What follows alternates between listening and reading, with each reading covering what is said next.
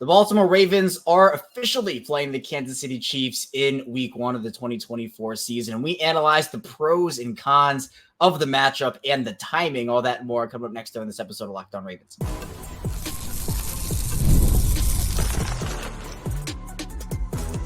You are Locked On Ravens, your daily Baltimore Ravens podcast. Part of the Locked On Podcast Network, your team every day. Welcome into another edition of Locked On Ravens, your daily Baltimore Ravens podcast. I'm your host, Kevin Ostraker of Ravens Wire, here with you on the Locked On Podcast Network, your team every day. Thank you, as always, so much for being here and making Locked On Ravens your first listen each and every single day. We're free and available on all podcasting platforms, so video form on YouTube, audio form, wherever you get your podcast. We're 5 days a week of Ravens content, Monday through Friday. Ravens news, analysis, updates here for you. Today's episode of Locked On Ravens is brought to you by Gametime. Download the Gametime app, create an account, use code LOCKEDONNFL for $20 off your first purchase. Terms apply. Well, that was an eventful Monday. The Ravens officially getting the Kansas City Chiefs in week 1. I guess it was my doing, as I put out the show at 6 a.m. yesterday, saying, the Ravens should want the Chiefs. Here's why. And I think the football god said, you know what? We hear you, and we're giving you what you asked for. So I guess you can blame me or thank me for doing that. My show got about an hour of relevancy yesterday. Got announced early. We did the live after that, though. But I had to bring back Jake Louque of Exit 52 to talk about the pros and the cons of this matchup. I think that, Jake, there are a lot of people on both sides of the fence here. Some people love the fact that Baltimore's getting this game in week 1. Other people not so much. So we're going to take both sides and talk about the approach of both. How do you feel about it, though? I don't love it for them just because for my week 1s, I kind of like a stress-free, just kind of, like a nice, if you're playing golf, like a nice short par 4 to sort of ease you into the round a little bit, kind of handshake opener there, which I would still make a mess of if we're talking about that sport. But for football, there's a good chance of the Ravens to, if not make a mess of this one, then definitely lose it. I feel like the Chiefs are going to be revved up pretty heavy. In that week 1 game, it's going to be their second opening night week 1. After winning a Super Bowl. And I feel like they're going to be pretty motivated to not have what happened to them last year with Detroit coming in and really sticking it to them again. And they seem to have a hate on for the Ravens as it is anyway.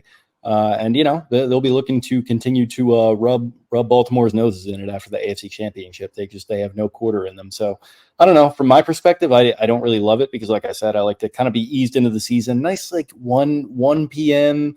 game against like maybe a bad Browns team at the bank back in the day. That was always kind of my jam. Sometimes it's good to test yourself a little bit. So who knows?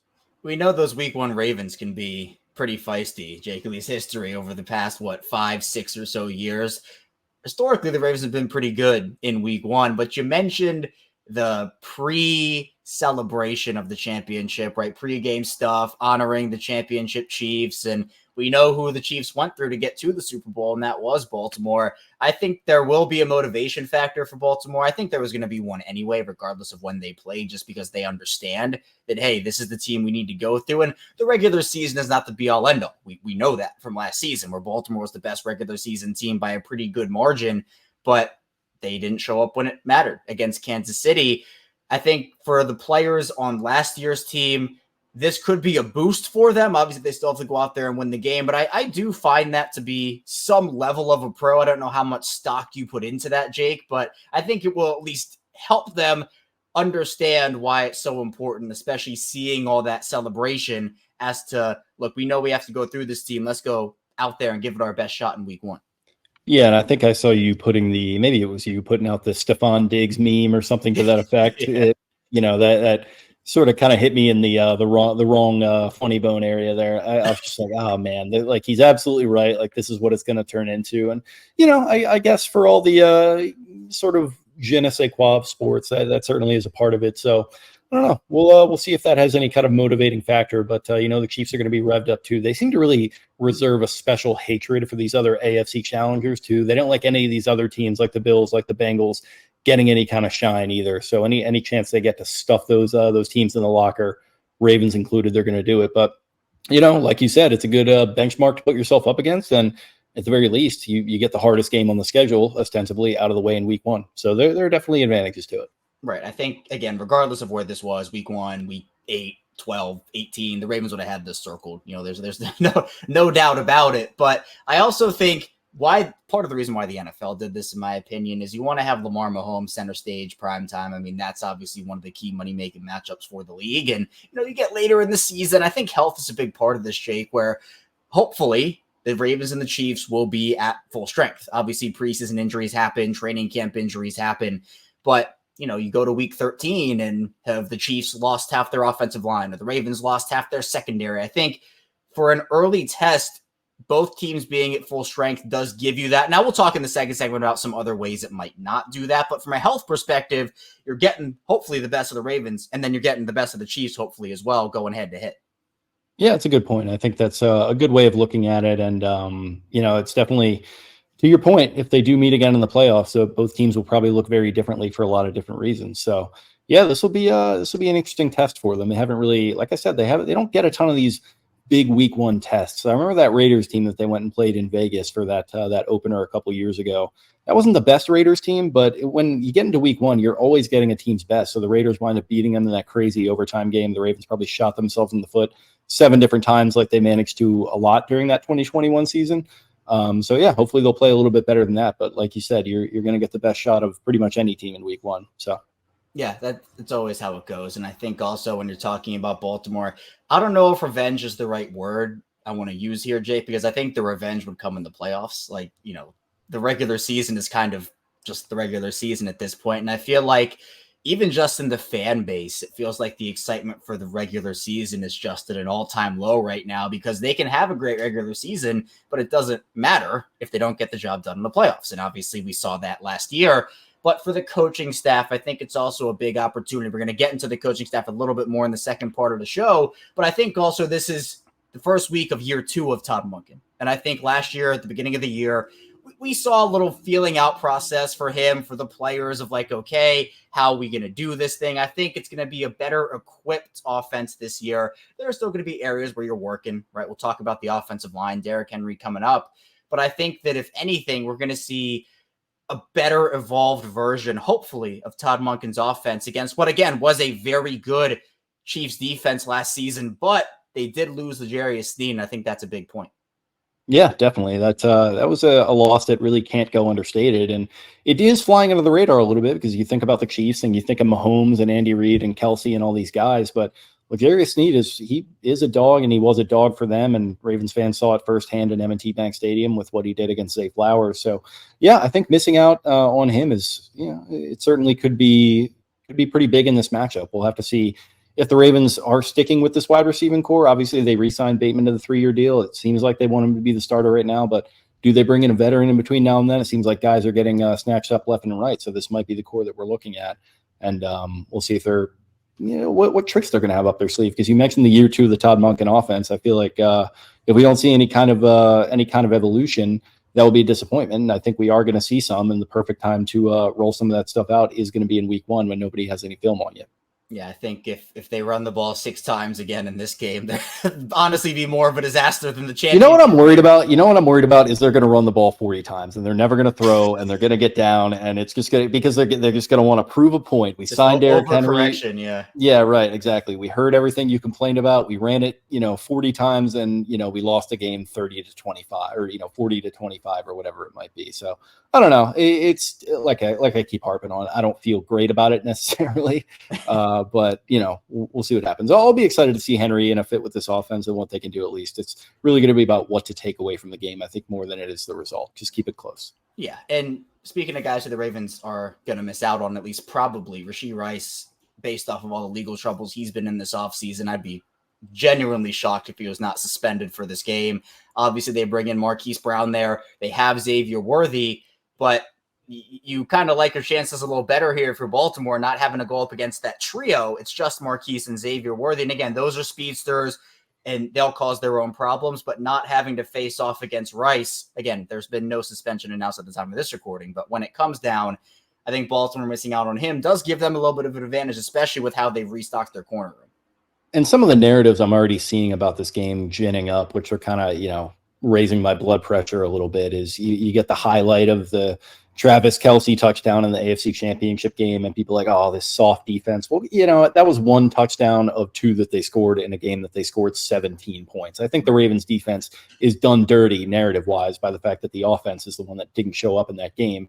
And then this narrative that they've, you know, quote-unquote lost everyone. Yeah, they lose Clowney. That's a big loss. They lose Patrick Queen, which is a big loss for different reasons. But I don't know. I think the spine of this defense is still very much intact, and I think even in a game like this, with a new coordinator, I think they have potential to hopefully surprise some people.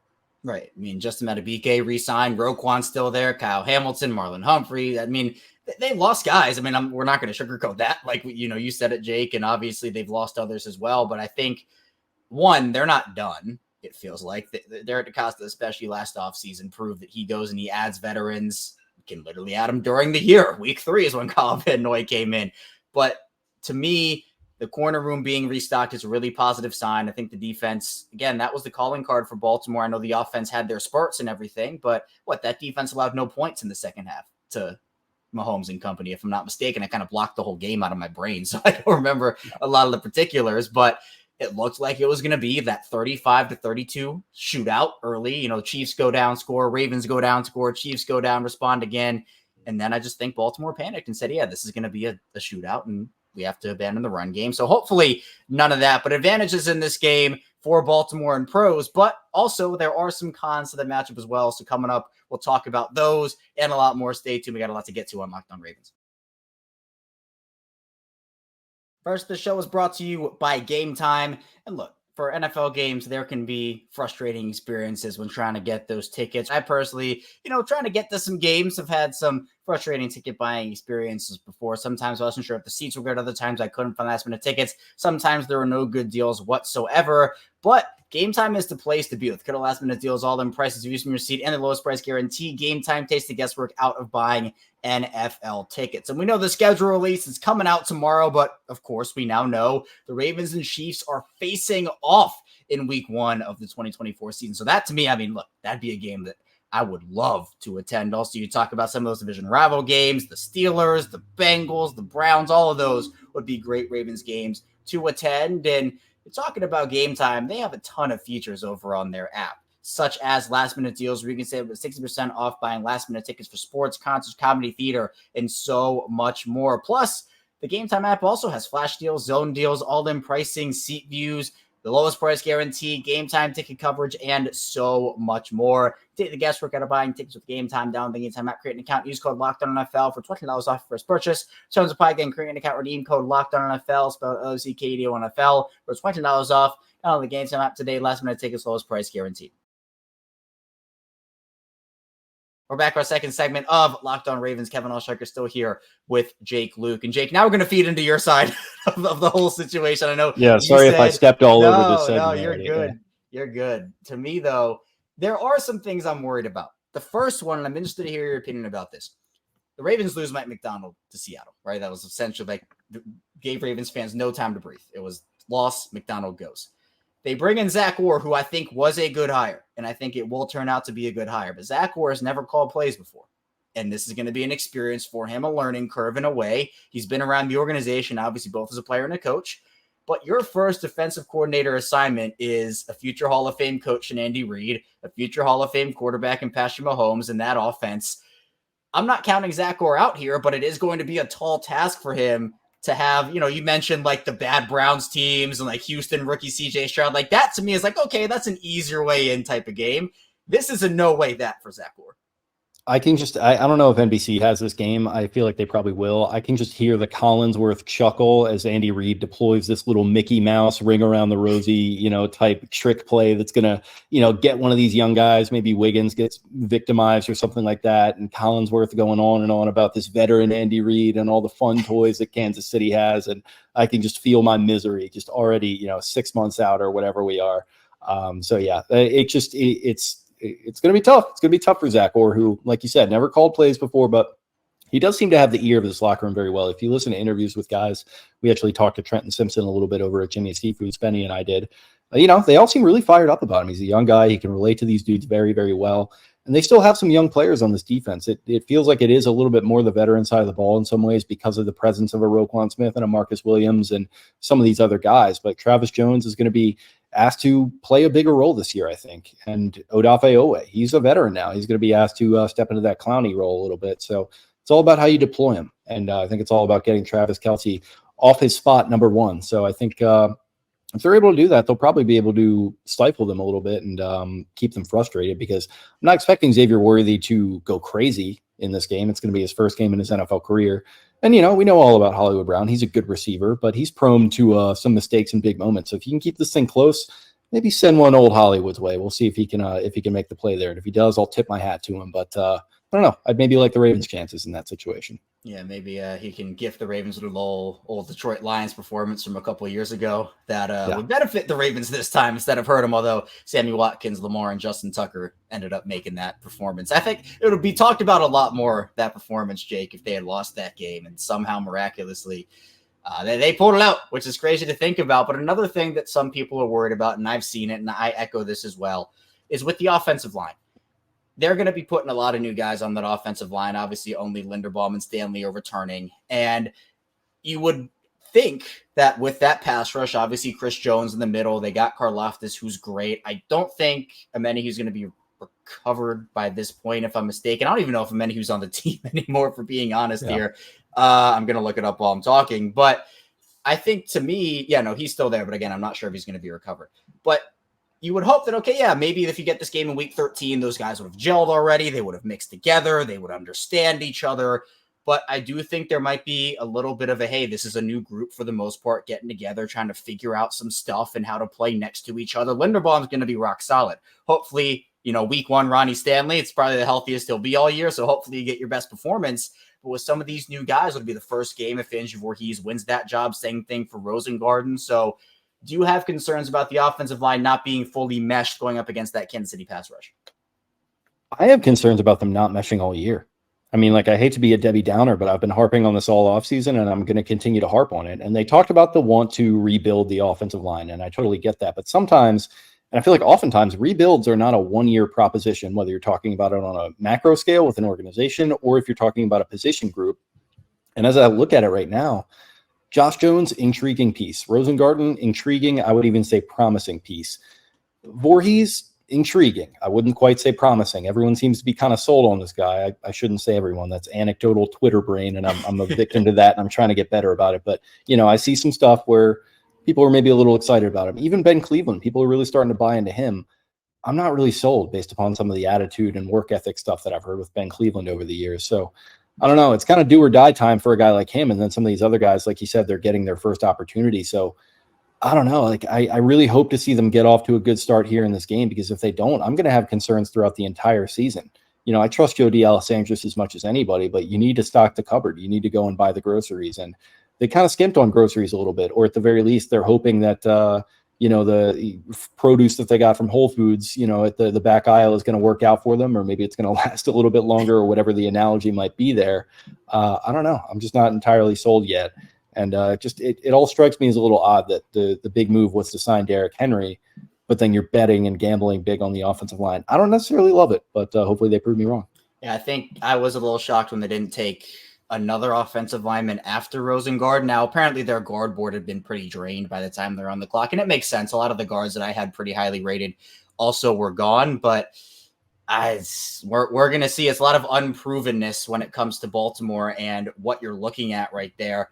But another thing, and you kind of mentioned it, is the whole Derrick Henry situation, where we don't really know what his usage is going to be. Obviously, he's going to be a bell cow, which is a little different than what we've been accustomed to over the past few years with the Ravens, with the committees of JK and Gus and those players. But it's almost like how much are you going to use him? What is his role going to be? And again, if you got this game a little bit later, it was, all right, maybe his role is a little more established. Maybe Keaton Mitchell is back by that point. You can figure it out. But for now, it's essentially Derrick Henry, Justice Hill, and Rasheen Ali. And do you feel like there's just a little bit of uncertainty with how he's going to be used in Baltimore, considering he already has so much tread on the tires, and Baltimore's a running team? It should be pretty easy to figure out a role, but at the same time, you got to figure out where his spots are in this offense. I don't know many things. I feel like I do know John Harbaugh fairly well, and he's going to want to prove a point here, I think. And I can see it. Like I've been saying, this is 5 months away. I can already see it.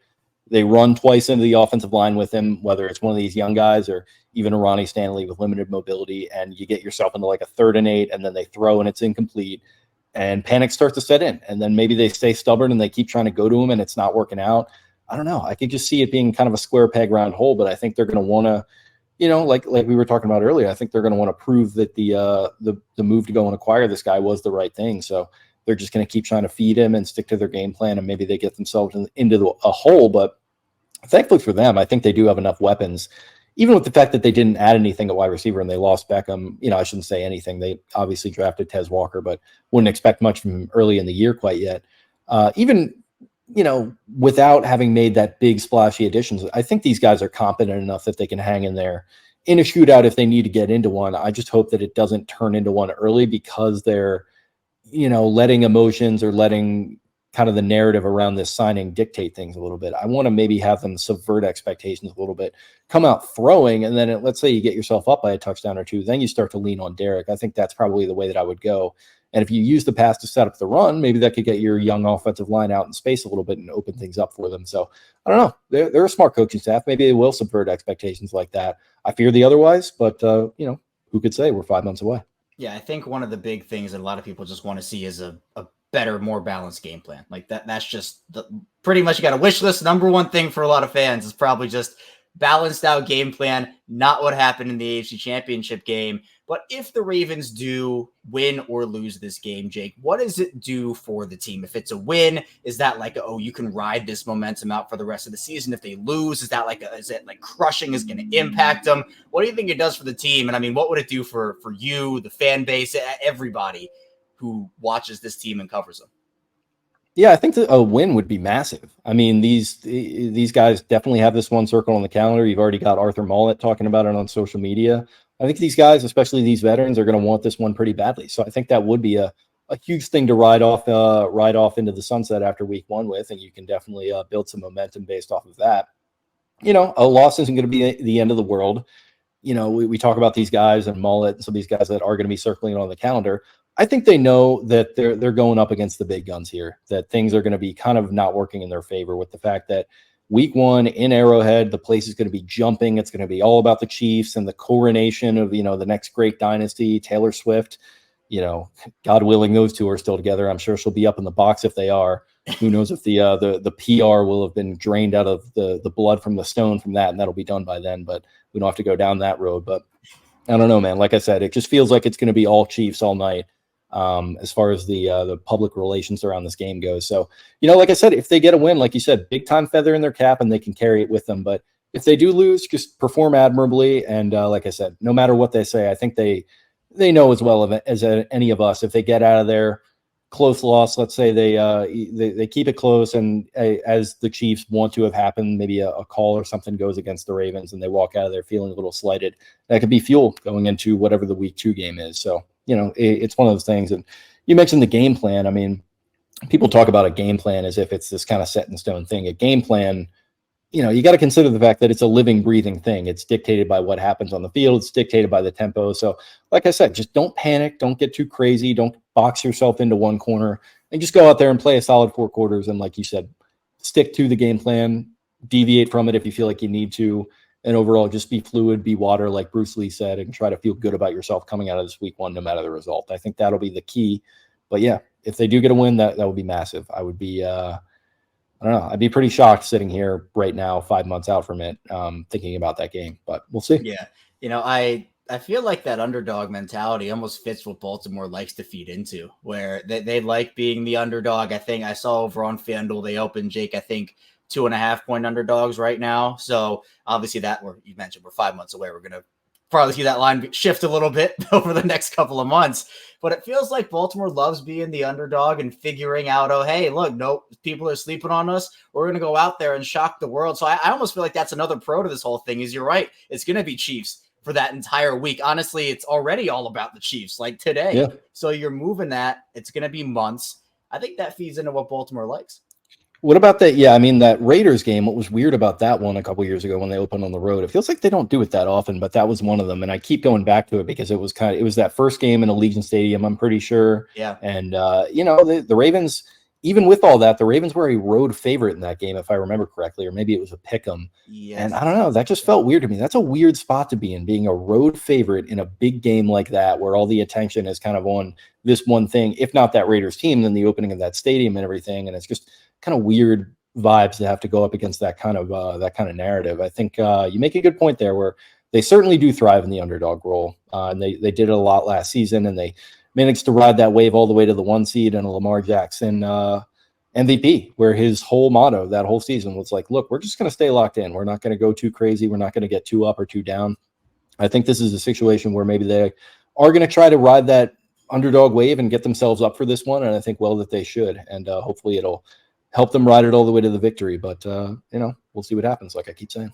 Yeah, I remember they had the whole like pregame ceremony in Vegas. They lit the torch, and it was this whole big deal. And it's like, oh, okay, well, the Ravens are going to win in the new stadium, and that's going to be that. And obviously, It was a crazy overtime game, and I like the fact that Baltimore will be able to get this game, but also be the underdogs in it. So yeah, it's going to be about the Chiefs, but then the Ravens aren't expected to come out and be like, oh, okay, they're going to go and blow out Kansas City by 21 on their night.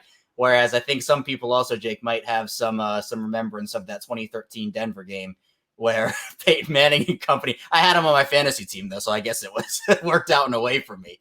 But Good that pick. was not great. But that's 1 week of the Ravens schedule. Still, we have to figure out the rest of it. That's coming up tomorrow. But coming up in the final part of the show, we're talking about the schedule. What primetime games could the Ravens get? Who do we want to see in those spots? And a lot more. Stay tuned. Plenty to talk about here on Locked On Ravens. First, the show is brought to you by FanDuel Sportsbook. It's winner take all time in the NBA and NHL, and FanDuel is giving you a shot to bring home a big win of your own. Right now, new customers get $150 in bonus bets with any winning $5 bet. It's $150 to bet on spreads, money lines, player props, and more. So for basketball, I'm a big Denver Nuggets guy. 2-2. The series is tied up right now. Game 5 in Denver. So if you want to bet Nikola Jokic props, Anthony Edwards props, you can do that over on FanDuel. Plus, for that Ravens-Chiefs opening night game, FanDuel has the Ravens right now as 2.5-point underdogs. So if you want to get in on that, you can get over to FanDuel there. Visit FanDuel.com/locked on to make every playoff shot count. FanDuel, America's #1 sportsbook. We are back on Locked On Ravens with Jake Louque. I am Kevin Oestreicher. Well, I just thought about this now, Jake, actually. I didn't ask you about the draft yet. We haven't talked about the draft yet. So I want to get your opinion on how you thought this draft class went. You mentioned Rosengarten. We talked about him a little earlier. You get Nate Wiggins in the first rounder for Baltimore. I thought some pretty good value all around for them. Positionally based, needs based, also best player available. How do you think Eric DeCosta and company did? Yeah, I mean, speaking of not panicking, this felt like a total just not panic draft. Like they had guys falling to them or in their direction at offensive tackle, but they were getting snatched up. But they didn't take the bait, they didn't take the cheese or jump up. And maybe some people would argue that they should have. But when Fontenot goes to the Steelers and it's several picks ahead of them, and some of those other guys were starting to fly off, they said, you know what, we still like Wiggins a lot. They really seem to love him in a way that I wasn't anticipating. You got Spenny's got Dabo Sweeney in the mix there, who seemed really fired up about it as well, which is cool to see. So yeah, I mean, I'm good with it. I mean, corner, maybe not necessarily the most pressing need right now, but it's certainly going to be one after this season when, Marlon Humphrey, we'll see about his future. He's looked a little bit shaky at times, especially health-wise recently, and then Brandon Stevens, pending free agent as of right now. So, that's going to be a need very, very soon, and Nate Wiggins projects to be that guy for the future. So you feel a lot more secure about that. I like the fact that need and value seem to really line up with Rosengarten, and I also like the fact that the Chiefs were trying to trade up and get him, and then the Ravens were going to accept it. They get left at the altar, and then Rosengarten just falls in their lap anyway, and they get the guy that both the franchises wanted. So that was a nice thumb at the Chiefs there, which is cool. Adisa Isaac, another Penn State pass rusher. That's certainly interesting. He seems to maybe go against the Eric DeCosta philosophy of just drafting the measurables guys, but maybe his measurables a little bit better than some people thought. Tez Walker, probably my favorite pick. I love that they keep going around comparing him to Torrey Smith. I think that's going to be a guy who, this isn't the type of guy, and it's not the type of era anymore where the Ravens throw a 4th-round dartboard at Tandon Doss, and you just kind of hope, like, all these guys are just coming in pro-ready. Like, if Tez Walker, the player that he is right now, were to be dropped into a draft 10 years ago, he probably would have gone 2nd round, maybe even higher. Like, it's just a totally different game. You can get these guys later now. So I love that they get the upside with him. And then, a couple more dart throws late on. But, TJ Tampa, another guy that people really excited about. So he's a guy that I was even forgetting there, also in the 4th round. And like I said, that really seems to shore up that corner position really well. And Jeff Zrebiec always was kind of making the point that, like, how many Ravens seasons do fans need to see end due to a lack of corner depth before they're able to accept the fact that you need to select these guys often and early when the value presents itself? So they did that here, and they get 2 guys that people are very excited about. So I'm into it. You know, some strange dart throws there with Devin Leary. They got the center, Samnick, I think is how you say his name. You know, another interesting pick there. And then Sanusi Kane could be a special teamer from what I'm hearing, which, you know, they love those guys. So overall, yeah, really solid draft. I think, you know, nice B+ if I had to put a grade on it. And like I said, they didn't panic, which is admirable. Yeah, that is exactly the grade I had. I put him at a B+. There we go. You and I, same wavelength with that. I think, too, the biggest, or at least the most painful loss for me, I think Clowney was huge, but Ronald Darby was a guy where I just thought his contributions last year was so big, especially not having Marlon for a pretty big chunk of the season. And I was like, okay, how are they going to replace that? Well, essentially what you're doing is you're replacing Nate, or you're replacing Darby and Rocky Yassin with Nate Wiggins and TJ Tampa. And I think that's just it's such a huge upgrade, especially when you talk about the Yassin to Tampa. Obviously Yassin didn't work out, but talking about, okay, Wiggins, he's speedy, talking like the Xavier Worthies of the world. How are you going to match that speed? Well, Wiggins gives you that. Again, I think he needs a full offseason and an NFL strength program, but I think he can give you enough this year rotating in with Marlon Humphrey and Brandon Stevens. The Ravens love those 3-corner rotations.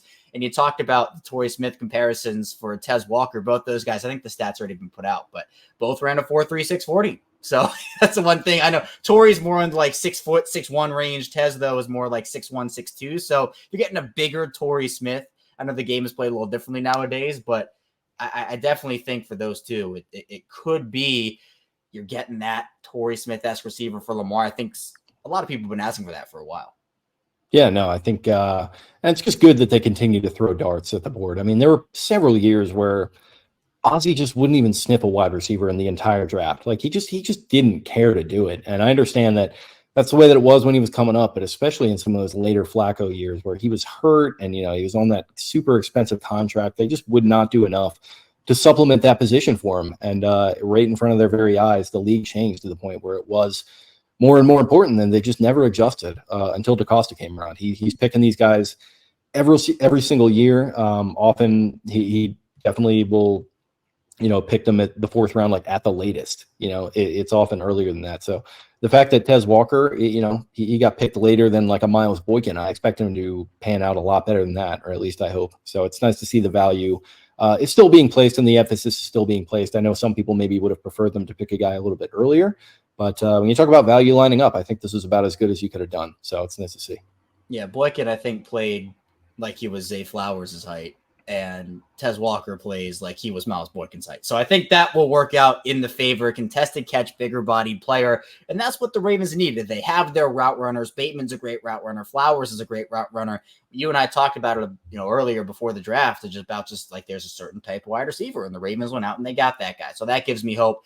But in terms of primetime games, let's get back on schedule for a little bit here. This is one of them. I would expect Baltimore get 5 primetime games. I'd be pretty shocked if they didn't put Lamar in that situation, the max amount that they could. I'd anticipate Pittsburgh. One of those games will be on there. Maybe Cincinnati again. I think the horrible between John and Jim will probably get that treatment. You know, Josh Allen, Lamar could be primetime TV. They play the Cowboys for Dak or Jalen Hurts. They have options. Maybe CJ Stroud and the Texans get a Ravens game in primetime. Who do you want to see match up with Baltimore in those slots? Yeah, I mean, you kind of mentioned all the heavy hitting candidates right there. I think Cincinnati would be a lot of fun. I expect them to be a little more resurgent this year. I don't know if they're going to be all the way back to the heights that they once were, but even in the seasons where they were going to Super Bowls and AFC championships, they weren't having the greatest of regular seasons. They just kind of tend to turn it on when they need to the most. So yeah, Cincinnati, I think that would be a lot of fun. Maybe a little rivalry renewed type deal. And Lamar Jackson can continue to stunt on Joe Burrow, which would be really cool to see. Record continues to be stellar against him, despite what the general public seems to think. So that would be cool. Yeah, and then obviously you already got the Mahomes announcement, so there's one, and why not just throw Josh Allen into the mix and have the Right. quintuplets there, or the quadruplets, whatever it Yeah, might there you be, go. the top four kind of young, now sort of approaching that veteran status quarterbacks of the AFC, make kind of a group of death with all four of them, and have them all play each other. So that'll be a lot of fun. Yeah, I think so too. Again, I'd be pretty shocked if Baltimore didn't get the 5. I'm curious to see if Cincinnati gets 5 this year.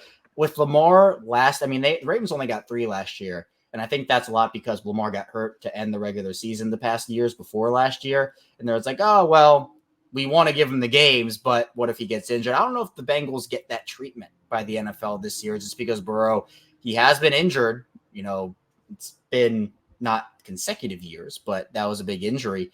And I wonder if that's the case for Cincinnati. I'm not sure, though. I mean, what do you think about that? Yeah, I mean, it could be, but there's still a smaller market town. Mike Brown, I don't know how friendly he is with some of these other owners and guys that can put their thumb on the scale with some of these networks and the scheduling over at, Park Avenue there in New York. So overall, the Bengals they're kind of always going to do things their own way and be an outlier. And I think some organizations maybe don't love that about them, and that can affect them in these types of proceedings, right? Small town, Cincinnati, you got the Kentucky contingent there. It's just it's interesting. It's not one of those cities that you would probably put a pro football team in these days, which I kind of like about that. I like the fact that there are teams in Green Bay and Buffalo, and I hope they stay there forever. Yeah. But that does kind of work against you when it comes to getting primetime games. So you got Joe Burrow coming back, hopefully healthy for them. You've got Jamar Chase and a lot of these guys. T. Higgins, we'll see what happens with this contract situation. I do expect him to at least play there this year. So, yeah, they'll still be fun and high-flying, and everyone loves Joe Burr, much to my chagrin. So they'll certainly get a couple. Like you said, though, I don't know if it would be that full 5. Yeah, the real Joe Cool still is now Cleveland Brown legend, apparently, Joe Flacco. You said it. Now Colts legend.